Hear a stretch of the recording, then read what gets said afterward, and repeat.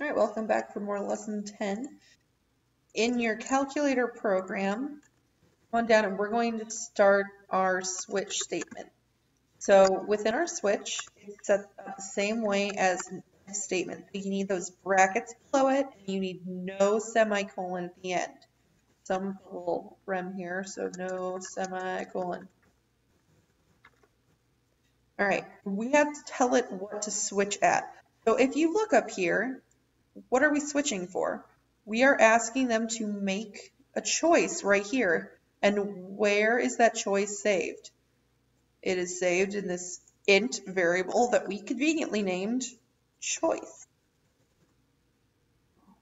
By the way, the bracket and the semicolon are going to be a question on your test. Also, another question that is going to be on your test, switches are determined by an int or a character. So a character, which we will get into in a little bit here, is just one letter. So you can also do a string, but the int and the character are the most common. That is going to be a question on your test. Put it to memory. So now the way that the language goes inside a switch statement is you give it different cases to operate with. So case 1 is going to be addition, because we type in 1, we've selected addition. I am going to tab it over just so it looks nice. And then I'm going to copy and paste it for all my different cases. So case 2 is subtraction. Come on down for case 3, which is multiplication, and case 4, which is division. So now these brackets need to be inside your switch statement. Your cases need to be inside those brackets. And then each case does not need brackets, so you're okay there. So for addition, we're going to add together those two numbers that our user typed in, and we're going to make it look nice too.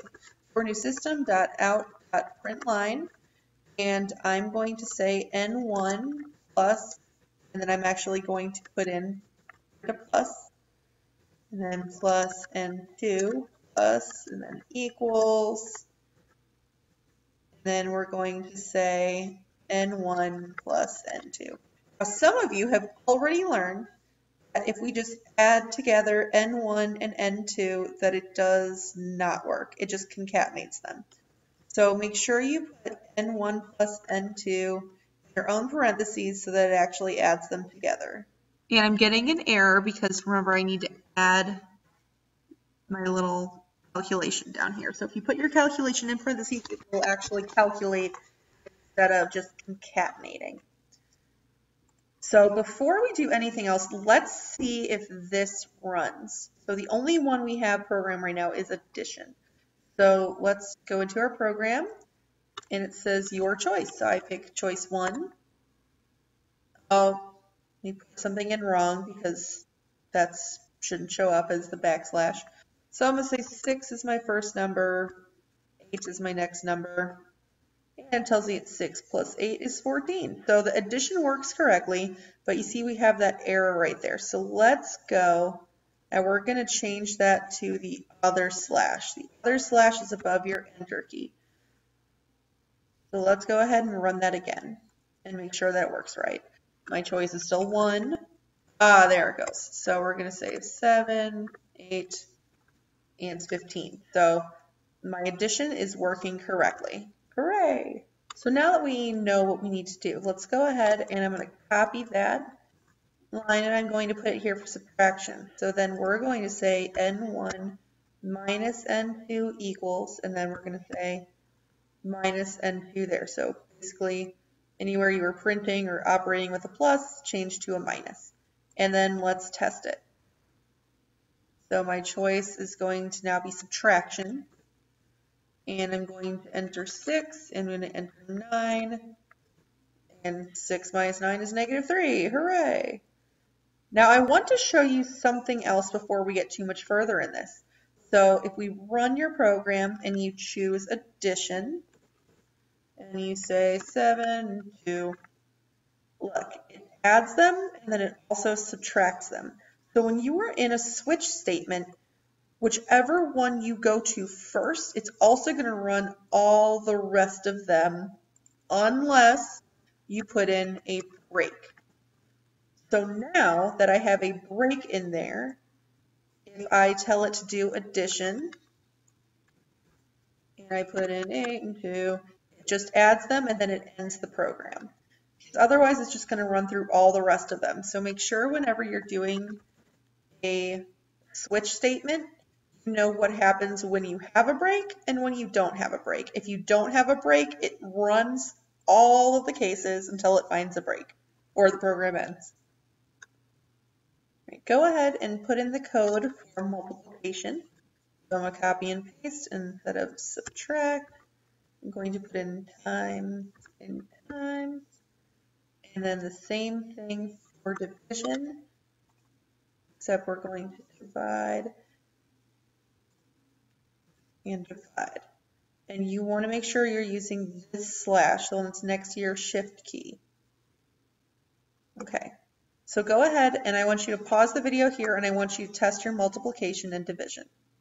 Now that you know that your multiplication and division work, what if you have an interaction with some unruly person who, even though you said these are your 4 options, came through and typed in like a 5? Like, what's wrong with them? But we're going to put in a program here that's going to kind of take care of that. So it's called default. And in our default, we should help them out a little bit. So we'll do system.out.println. We're going to say, you jokester, please type only 1, 2, 3, or 4. Maybe they didn't read it right. Maybe they have really large fingers and they can't figure out how to type in just a 1, 2, 3, or 4. But this is our default. So this means that if none of these cases hit, this is what's going to happen. So let's go ahead and test it. So go ahead and hit run. And I'm going to type in 6. And it's going to make me type in my numbers. And says, you jokester, please type in only 1, 2, 3, or 4. So for the switch statement, we're really just using it in place of multiple if-else statements. So in our program, we could have written it as a giant if-else statement, but we wrote it as a switch statement instead. So you need to give your user options. You need to use a scanner to do that. The default is optional, but I always use it whenever people have the option to not use it. So like we did numbers 1 through 4, we put in a default just in case they can't read correctly. Break statements are also optional. All they do is they exit the switch statement. So like in our program that we wrote, we had breaks that would exit after each case. You don't have to have them in there, but if you leave them, each case is going to execute until a break is found. You guys are now ready to move on to the 3rd video for lesson 10.